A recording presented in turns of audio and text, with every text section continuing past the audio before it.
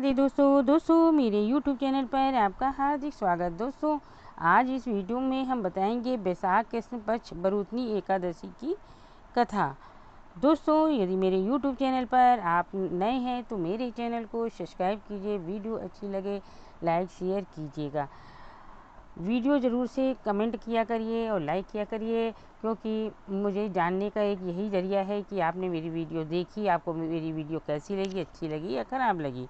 इस बात का ज़रूर से ध्यान दीजिएगा। चलिए हम आपको पहले एकादशी के बारे में बता दें। एकादशी का व्रत भगवान विष्णु को समर्पित है। इस दिन सुबह जल्दी से उठें, नहा धोकर सारे नियम करके भगवान का मंदिर साफ करें, भगवान विष्णु को गंगा जल या शुद्ध जल या पंचामृत से स्नान कराएं।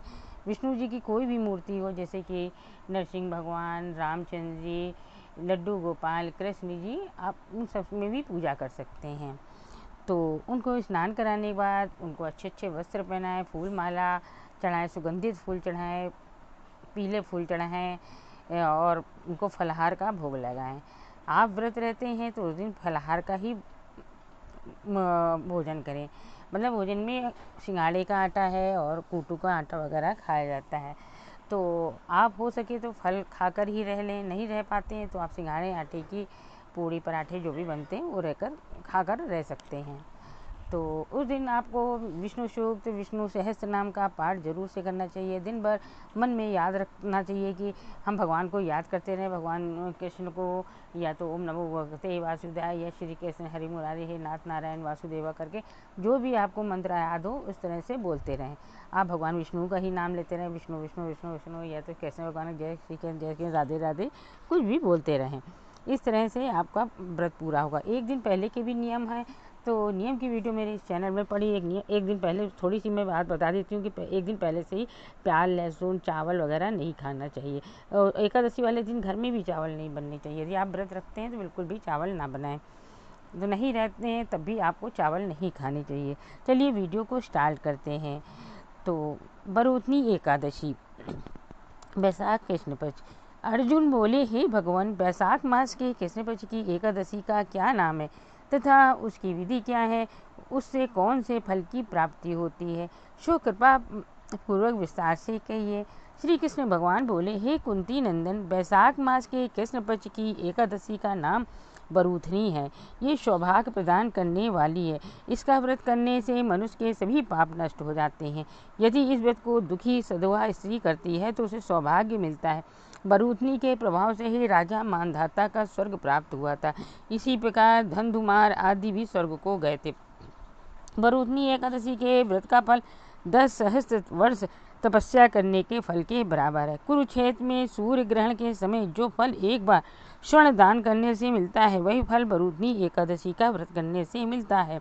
इस वजह से मनुष्य इस लोक और परलोक दोनों में सुख पाते हैं। वह अंत में स्वर्ग हो प्राप्त करते हैं।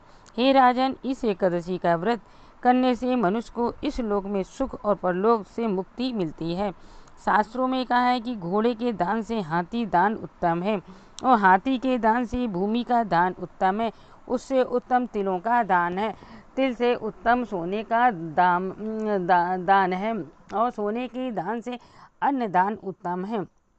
संसार में अन्नदान के बराबर कोई भी दान नहीं है। अन्नदान से पितृ देवता मनुष्य आदि सब तृप्त हो जाते हैं।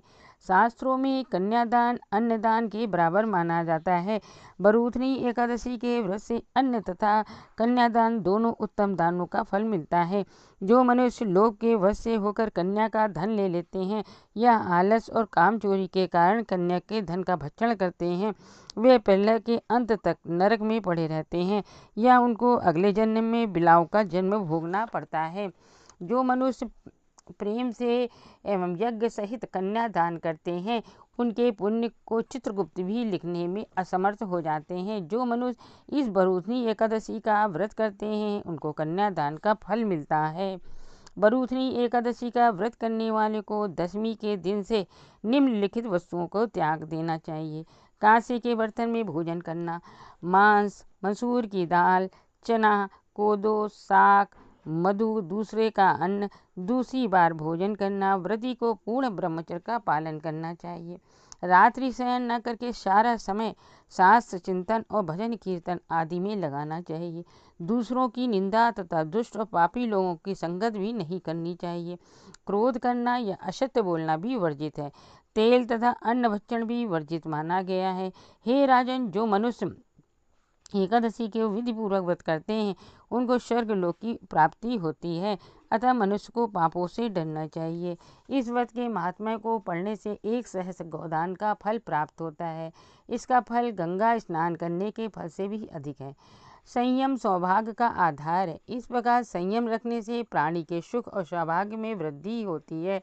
यदि व्यक्ति में संयम नहीं है तो उसके द्वारा किए गए तप, त्याग व भक्ति, पूजा आदि सब प्रभावहीन हो जाते हैं। ये थी बरूदनी एकादशी व्रत कथा। दोस्तों, वीडियो अच्छी लगे तो इसको ज़्यादा से ज़्यादा शेयर कीजिएगा। ये भी एक बहुत ही बड़ा पुण्य का काम है कि आप एक दूसरे को ये वीडियो भेजें। तो वीडियो को लाइक और शेयर कीजिए और कमेंट में राधे राधे लिखिए। चलिए अगली वीडियो मिलते हैं। आप सबको राधे राधे, एकादशी की बहुत बहुत शुभकामनाएं।